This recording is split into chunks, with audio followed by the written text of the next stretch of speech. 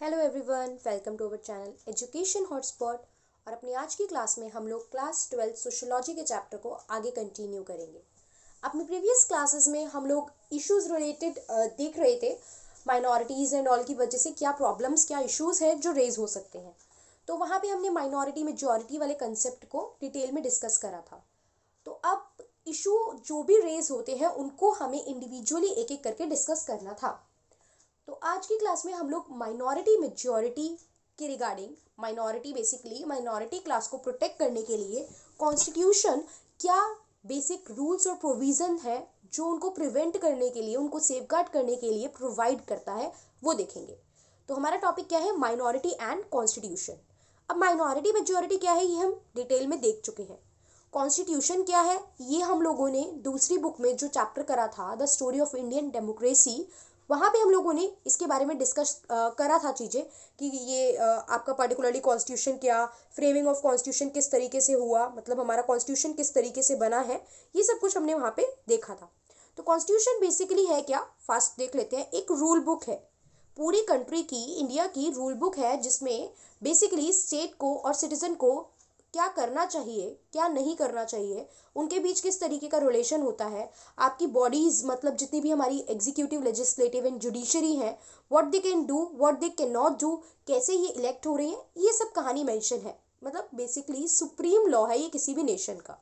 और अगर मैं आप लोगों से पूछूं तो अभी रिसेंट में एक डे निकल के गया है जिस डे की कॉन्स्टिट्यूशन के रिगार्डिंग बहुत इंपॉर्टेंस है। बेसिकली 26 नवंबर, राइट, ये निकल के गया। तो इसको हम लोग as a constitution day celebrate करते हैं। बिफोर 2015, ये डे नेशनल लॉ डे के रूप में सेलिब्रेट किया जाता था। मतलब we call this day constitution day, जिसे हम आज कहते हैं 26 नवंबर ऑफ एवरी ईयर, उसको हम लोग 2015 से पहले नेशनल लॉ डे बोलते थे। एंड आफ्टर 2015 हम इसको क्या बोलने लगे? National constitution day. सो आप लोग पर्टिकुलरली जो भी वीडियो देख रहे हो, सुन रहे हो, क्या करेंगे, मुझे बताएंगे कि ये कॉन्स्टिट्यूशनल डे क्यों बोला जाता है या लॉ डे बोला जाता था। तो वाई हम इस दिन को, why particularly this day 26 November is known as national constitution day. अब चल रही है कॉन्स्टिट्यूशन की बात, तो हमने देखा कि इंडिया में, मैं बार बार बोल रही हूँ, unity in diversity, unity in diversity का कंसेप्ट चल रहा था। इतने डाइवर्स लोग, इतने अलग अलग रिलीजन, इतने अलग अलग कल्चर, इतनी अलग अलग लैंग्वेज को बोलने वाले लोग थे। तो इट बिकम वेरी डिफिकल्ट कि हम ऐसी कंट्री के लिए एक कॉमन लॉ, कॉमन रूल जो है वो बना सके, राइट। तो इस चीज के लिए क्रेडिट जो जाता है, जो श्रेय जाता है, वो जाता है B.R. अम्बेडकर को, who is considered as the father of constitution, या फिर हम इन्हें कहते हैं चीफ आर्किटेक्ट ऑफ कॉन्स्टिट्यूशन, क्योंकि कॉन्स्टिट्यूशन को बनाने में इनका बहुत मेजर रोल हमें देखने को मिलता है। अब बात की जाए तो हमें पता है दलित कास्ट से खुद ये बिलोंग करते थे और दलित के राइट के लिए उन्होंने बहुत फाइट की है, ठीक है, ये चीज़ देखी। अब यहाँ पे एक स्टेटमेंट लिखी है, ठीक है, स्टेटमेंट ये बुक में मेंशन नहीं है, तो प्लीज़ अपना फोकस इस लाइन पे ज़रूर रखें जो मैं आप बोल रही हूँ, बुक में नहीं है ये लाइन। तो क्या बोला गया है यहाँ पे कॉन्स्टिट्यूशन को रिगार्डिंग, कॉन्स्टिट्यूशन के रिगार्डिंग कुछ बात बोली है। What was that line? कि हाउएवर गुड अ कॉन्स्टिट्यूशन में be, if those who are implementing it are not good, it will prove to be bad. कितना भी अच्छा आपका कॉन्स्टिट्यूशन है, बट जिस जो उसको इम्प्लीमेंट करवाने वाले लोग हैं, ठीक है, जो आपके पर्टिकुलरली एग्जीक्यूटिव वाला पार्ट है, वही अगर अच्छा नहीं है, तो हमारे कॉन्स्टिट्यूशन के अच्छा होने का कोई भी फायदा नहीं है। इट्स सिंपल कि मैं कितना भी अच्छा पढ़ा लूँ, बट मैं जो चीज़ें बोल रही हूँ कि आप इसके बाद एनसीईआरटी पढ़ लीजिए, प्लीज़ आप इसके बाद नोट्स बना लीजिए, आप रेगुलर चीज़ें कुछ लर्न कीजिए। If you guys are not following that, अगर आप उसको फॉलो नहीं कर रहे हो, मतलब इन टर्म्स ऑफ स्टडी आप वो सब चीज़ें नहीं कर रहे हो, आपका टीचर आपको कितना भी अच्छा पढ़ा रहा होगा, तो फिर कितना भी अच्छा स्टूडेंट होगा वो उतना स्कोर नहीं कर पाएगा, उसके रिजल्ट में रिफ्लेक्ट करेगी। वहीं एक एवरेज सा बच्चा है, वो टीचर की बात को अबाइड कर रहा है। आई एम नॉट सेइंग कि 100% आप टीचर की आइडियोलॉजी या प्लान पे ही चलिए, बट एटलीस्ट आप खुद का प्लान बना रहे हैं तो उस पर चलिए। ये जस्ट एक एग्जांपल है समझाने के लिए कि इफ टीचर इज सेइंग कि बेटा रीड कर लीजिए, जो मैंने बताया उसको आप एक बार रिवाइज कर लीजिए, देन लर्न कर लीजिए, देन रिटन फॉर्म में राइटिंग क्वेश्चन आंसर की हैबिट बनाइए लिखने की, तो वो अगर एक एवरेज बच्चा भी करके चल रहा है तो, या पुअर बच्चा भी करके चल रहा है, तो आप उसके रिजल्ट में इंप्रूवमेंट देखेंगे, राइट। तो यही चीज यहाँ कह रहा है, कितना भी अच्छा कॉन्स्टिट्यूशन हो, अगर उसे इम्प्लीमेंट कराने वाले अच्छे नहीं है तो कॉन्स्टिट्यूशन बैड प्रूव हो सकता है। And however bad a constitution में be, if those who are implementing it are good, it will prove to be good. कितना भी कॉन्स्टिट्यूशन बैड है, अगर वो लोग जो उसको इम्प्लीमेंट कर रहे हैं वो क्या है, वो अगर अच्छे हैं तो वो कॉन्स्टिट्यूशन भी क्या हो जाएगा, वो कॉन्स्टिट्यूशन भी अच्छा प्रूफ हो जाएगा। ये समझ में आया हमें? ठीक है, उसके बाद हम आगे इसके प्रोविजन के रिगार्डिंग देखेंगे। देखो अब यहाँ पे क्या बात हुई, जब कॉन्स्टिट्यूशन के बनने की बात हो रही थी तो अगर हमें स्ट्रॉन्ग एंड यूनाइटेड नेशन चाहिए था, because we are diversified, if I talk about India, तो इंडिया में कितनी डाइवर्सिटी थी, तो अगर हमें स्ट्रॉन्ग और यूनाइटेड नेशन चाहिए था तो हमें क्या करना था कि जितने भी सेक्शंस ऑफ पीपल हैं, मतलब जितने भी अलग अलग रिलीजन के लोग हैं, अलग अलग कास्ट के लोग हैं, अलग अलग क्रीड के लोग हैं, अलग अलग लैंग्वेज बोलने वाले लोग हैं, ठीक, तो हमें सबको सेटिस्फाई करके रखना, हमें all section of the society की सेटिस्फैक्शन देखनी थी कि किसी का भी नुकसान नहीं होना चाहिए, सबका बेनिफिट होना चाहिए, राइट। तो अब जब कॉन्स्टिट्यूशन हमने बनाया, when we made the constitution, जब हमारे कॉन्स्टिट्यूशनल मेकर्स, हमारे फोर फादर्स ने कॉन्स्टिट्यूशन बनाया, तो कॉन्स्टिट्यूशन में एक था प्रियम्बल।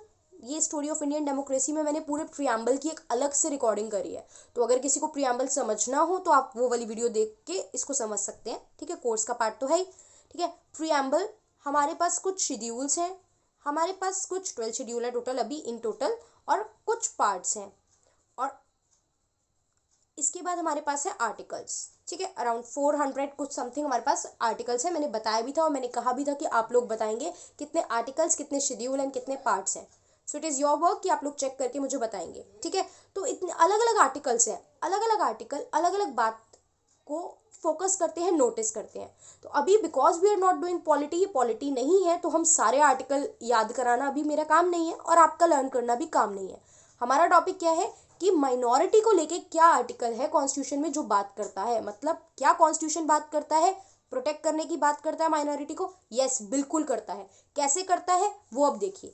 आर्टिकल 29 है हमारे कॉन्स्टिट्यूशन का, राइट। हमारे कॉन्स्टिट्यूशन का आर्टिकल 29 है जो ये कहता है, अब एज इट इज़ लिख लीजिए प्लीज़, और अगर याद कर सकते हैं तो वेल एंड गुड है, मतलब एज इट इज़ वर्ड याद कर सकते हो ना तो बहुत अच्छी बात है, ठीक है। थोड़ा सा डायरेक्ट अपनी लैंग्वेज में बना के लिखोगे तो सिंपल सी लाइन में आपको लिख के दे सकती थी, बट मैंने यहाँ पे आपके लिए पूरे के पूरे आर्टिकल ही लिख दिए हैं। सिंपल क्या क्रक्स है वो समझा भी दूंगी, बट क्या होता है ना कि कॉन्स्टिट्यूशन जो बना था ना वो लॉयर्स बहुत ज़्यादा थे उसको बनाते टाइम, तब लॉयर्स ज़्यादा थे, तो लॉयर्स की लैंग्वेज आपको पता होनी चाहिए। वहाँ पे थोड़ी सी technical term in, of, their of, इसको थोड़ा सा अजीब कर देते हैं ना, तो लाइन का इंग्लिश सेंस समझने की कोशिश करो तो थोड़ा आउट ऑफ द ट्रैक जा रहा होता है, थोड़ा अजीब हो जाता है, but as it is word कर लेंगे तो बहुत अच्छी बात है, नहीं होगा तो सिंपल क्रक्स भी आप अपनी लैंग्वेज में फिर बना के इसको लिख सकते हैं। तो क्या कहता है ये आर्टिकल 29 कि any section of the citizen residing in the territory of India, कोई भी सेक्शन ऑफ सिटीजन, कोई भी सिटीजन जितने भी हैं जो इंडिया की टेरिटरी में रह रहे हैं, और एनी पार्ट देयर ऑफ, या इसके किसी भी पार्ट में रह रहे हैं, हैविंग अ डिस्टिंक्ट लैंग्वेज, उनकी प्रॉपर अपनी एक अलग भाषा है, स्क्रिप्ट और कल्चर ऑफ इट्स ओन, अपना खुद का स्क्रिप्ट या उनका खुद का कल्चर है, shall have the right to conserve the same, उनके पास राइट है कि वो उसको क्या कर सकते हैं, कंजर्व कर सकते हैं। यानी कि इस पूरे आर्टिकल में से छोटी सी बात क्या निकली आई, each and every individual have the right to conserve their religion, culture, language, script, whatever. अब ये तो मैं 50 बार यूज कर चुकी हूँ अब तक, कास्ट, क्रीड, लैंग्वेज, रिलीजन, ये सब चीजें है ना, तो ये तो आपको याद ही हो जाएंगी ऐसे। बस हर इंडिविजुअल को राइट है कि वो इनको प्रोटेक्ट करके चल सकते हैं। ये इस आर्टिकल में हमें समझ में आया। उसके बाद अगर मैं आपसे आगे बात करूंगी, इसी आर्टिकल में हम लोग आगे देखेंगे बेटा, तो यहाँ पे आगे बात है कि no citizen shall be denied admission into any education institution, किसी भी सिटीजन को मना नहीं किया जाएगा एडमिशन देने से किसी भी एजुकेशन इंस्टीट्यूशन में, मेंटेन्ड बाय द स्टेट, जो स्टेट चला रहा हो, और received out of state fund, या फिर जो चल रहा हो स्टेट के फंड पे, ऑन ग्राउंड्स ओनली ऑफ, किस किस ग्राउंड्स पे, रिलीजन, रेस, कास्ट, लैंग्वेज, या इन सब में से किसी भी चीज़ों पे। क्लियर। अब बात करते हैं आर्टिकल 30 की। ये समझ में आया, मतलब उनको एडमिशन के लिए किसी भी एजुकेशन इंस्टीट्यूशन में आप उनको कास्ट, उनकी रेस, उनकी क्रीड, उनके रिलीजन की वजह से मना नहीं कर सकते हो।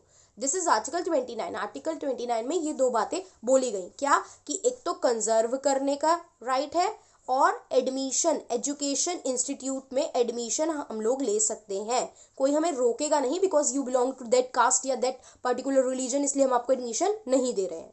ऑलराइट। अब बात करते हैं आर्टिकल 30 की। आर्टिकल 30 क्या कहता है, all minorities whether based on religion और language shall have the right to establish and administer educational institution of their choice. मतलब कोई भी अगर किसी माइनॉरिटीज से बिलोंग करता है, कोई भी इंस्टीट्यूशन, कोई भी ग्रुप माइनॉरिटीज से बिलोंग करता है, चाहे वो रिलीजन या भाषा किसी भी बेस पे वो माइनॉरिटी है, तो उनको ये राइट है कि वो इस्टेब्लिश कर सकते हैं अपना खुद का इंस्टीट्यूशन। लाइक आप देखते हो बहुत सारे सिख माइनॉरिटी स्कूल हैं, बहुत सारे क्रिश्चियन माइनॉरिटी स्कूल हैं, बहुत सारे मुस्लिम माइनॉरिटी स्कूल होते हैं, ठीक है। तो वहाँ पे वो लोग अपने, और वहाँ पे वो अपने रिलीजन को प्रमोट करते हैं। लाइक जो प्रेयर्स होती हैं, असेंबलीज होती हैं, कल्चर होते हैं, वहाँ के जो हॉलीडेज मिल रही हैं वो उनके कल्चर के अकॉर्डिंग मिलती है। इट्स नॉट लाइक कि वो स्टेट्स की हॉलीडे को कंसीडर नहीं करते कि आपको रिमेनिंग फेस्टिवल्स पे नहीं देंगे। हाँ, बट अपने फेस्टिवल पे जो उनका तरीका होता है चीज़ों को सेलिब्रेट करना, लोगों तक इन्फॉर्मेशन पहुँचाना, तो वो चीज़ वो वहाँ पे कर सकते हैं। तो हमने देखा है सिख माइनॉरिटी स्कूल भी है, मुस्लिम माइनॉरिटी स्कूल भी है, क्रिश्चियन माइनॉरिटी स्कूल भी है। तो यस, क्यों क्यों ऐसा कर रहे हैं वो लोग? बिकॉज हमारा कॉन्स्टिट्यूशन का आर्टिकल कहता है, बिकॉज यू आर माइनॉरिटी, आप लेस हो नंबर में, आपकी भाषा बोलने वाले लोग कम हैं, तो आप अपने आप को कंजर्व करके चल सकते हो और आप अपना खुद का एजुकेशनल इंस्टीट्यूशन भी बना सकते हैं। The state shall not in granting aid to education institution on the ground that it is under the management of minority whether based on religion or language। किसी भी रिलीजन की वजह से या लैंग्वेज की वजह से माइनॉरिटी पे हो तो स्टेट जो है वो प्रॉपर कोई एड यहाँ पे नहीं देगा। स्टेट कोई हेल्प नहीं कर रहा, आप बना रहे हो चीज़ों पे, बट आप इसकी वजह से स्टेट से प्रॉपर फाइनेंशियल हेल्प आपको नहीं मिलेगी। बिकॉज आपको पता है इंडिया का अपना खुद का कोई रिलीजन नहीं है। इंडिया किसी एक धर्म के प्रचार में, किसी एक धर्म के लिए प्रॉपर गवर्नमेंट अपनी तरफ से प्रमोशन नहीं करेगी। क्लियर? ठीक है। अब वही चीज़ है यहाँ पे एक मेंशन किया गया पैराग्राफ, आप रीड करोगे तो उसको समझोगे, बट यहाँ पे हम कहते हैं कि अगर हम किसी पे कोई लैंग्वेज इंपोज करते हैं, जैसे मैंने आपको स्टेट रीऑर्गेनाइजेशन लैंग्वेज वाला पार्ट वहाँ समझाया था, है ना। तो अगर हम किसी को कह देते हैं कि ये लैंग्वेज आपको फॉलो करनी है, हम यही चीज़ मानेंगे, क्लियर, तो वो चीज़ क्या हो जाएगी, वो थ्रेट हो जाएगी नेशन यूनिटी के लिए। तो सिंपल सी बात है, आप एजुकेशन सिस्टम देखोगे, न्यू एजुकेशन पॉलिसी, ठीक है, न्यू एजुकेशन पॉलिसी की भी बात की जाए तो न्यू एजुकेशन पॉलिसी में भी 3 लैंग्वेज फॉर्मूला क्यों होता है?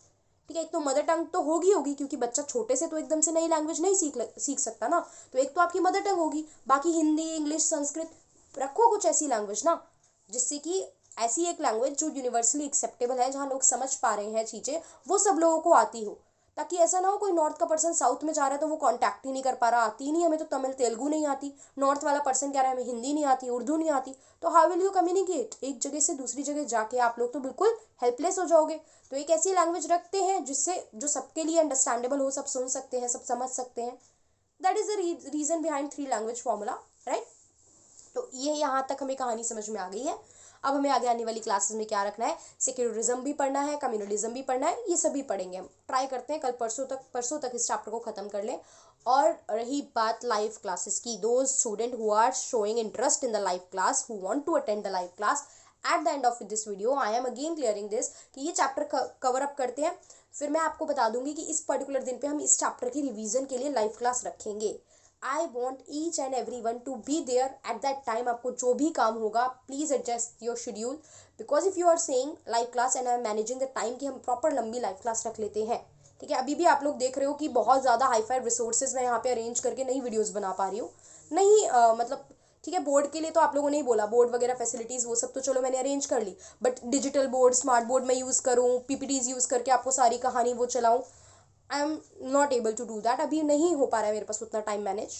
ऑल्दो ये नोट्स लिखने में भी कम टाइम नहीं लगता है, आप इतने समझदार हैं बच्चे कि आपको पता होगा कि पर्टिकुलरली ये नोट्स लिखना ये भी अपने आप में टाइमली टास्क है। एनसीईआरटी से एक वर्ड क्रिप्स क्लियर करके पॉइंटर्स में बनाना, कुछ अलग से एग्जाम्पल निकालना, अलग से मीनिंग ऐड करना, नॉट एन ईजी टास्क, ठीक है। तो ये नहीं कह सकते कि वो सब नहीं कर रहे हैं तो ये तो बहुत आसान काम है, फटाफट से कर रहे हैं, no it is also not easy, ठीक है ना। बट अगर मैं वो काम करूँगी तो I want you to be there, और फर्स्ट लाइव के बाद ही आई विल जज। अगर फर्स्ट लाइव में भी मुझे ज़्यादा बच्चे प्रेजेंट नहीं दिखे तो आप अपने ग्रुप में share as many people with you can, videos share कीजिए। क्लास में मैंने अगेन बोला एक बच्चा देख रहा है तो उसकी क्लास में अगर 20-30 स्टूडेंट भी हैं तो 30 में से आप 10 को भी शेयर कर देते हो तो हमारा पर्पस सॉल्व हो सकता है। मैं बार बार नहीं कहना चाहती हूँ ये सब चीज़ें, इट्स योर ड्यूटी। आप लोग वीडियो देख रहे हैं तो out of courtesy, out of respect, out of कि टीचर हेल्प कर रहा है, इतनी एफर्ट कर रहे हैं इतने, उसके लिए लाइक करना, सब्सक्राइब करना और शेयर करना बहुत ज़रूरी है। Because most of the student ऐसे हैं जिन्होंने चैनल सब्सक्राइब नहीं कर रखा है बट उनके व्यूज़ आ रहे हैं, तो इसका मतलब आप देख रहे हैं वीडियोस पूरी बट सब्सक्राइब नहीं कर रखा है, तो ऐसी चीटिंग नहीं करनी है, ठीक है ना। थोड़ा लॉयल रहना है आप लोगों को भी। Okay, so I expect these few things with you, nothing more than that. जो पढ़ रहे हो, जो मैं पूछ रही हूँ, उसका प्लीज़ कमेंट कीजिए कि ये रिप्लाई है। आप लोग जो भी पूछ रहे हैं, I will address each and every issue. और एक बच्चे ने रूरल अर्बन के लिए मुझसे पूछा था, कमेंट था वीडियो में, वो रेगुलर स्टूडेंट है, वो हर वीडियो फॉलो कर रही है, आप सुन रहे होंगे बेटा, तो कि आपने पूछा था मैंने रूरल अर्बन डिफरेंस नहीं कराया उस चैप्टर में। तो मैंने ना उसका जिक्र वीडियो के बीच में किसी टॉपिक पे करा है, एंड इफ़ यू सॉ, तो उसकी वीडियो के जितने भी पार्ट है ना, आप एक बार कमेंट देखिए, शायद किसी और बच्चे ने भी ये कमेंट करा था, तो उसके रिप्लाई में मैंने एक मैसेज किया हुआ है।